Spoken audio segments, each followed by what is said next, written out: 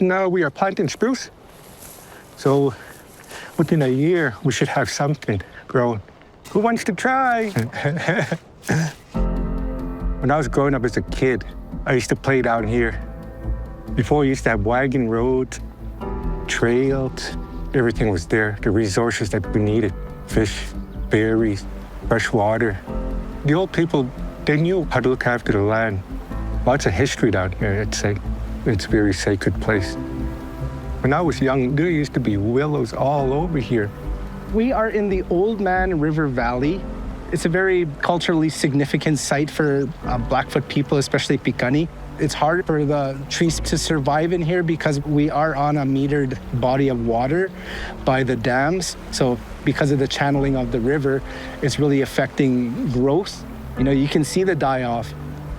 In Blackfoot, we say mistiks, and that's the word for trees.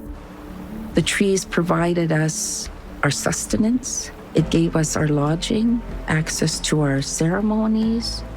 If we didn't have the willows for our sweats, if we didn't have the cottonwoods we need for the Okan, which is our Sundance, we wouldn't be able to carry on who we are as Piikani.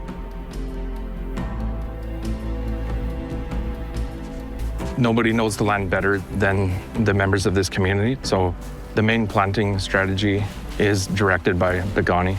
It's a very rewarding thing to see, you know, our own nation members being able to harvest and plant in our own area.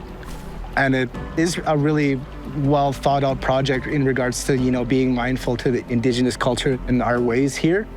TELUS is very respectful about what our choices are on our land. Because we've already lost so much, they've tried to assimilate us, they've tried to erase us from history. But through this reforestation, we can continue who we are as Piikani people. We're stewards of the land, and it's our responsibility to ensure that future generations have access to the river valley.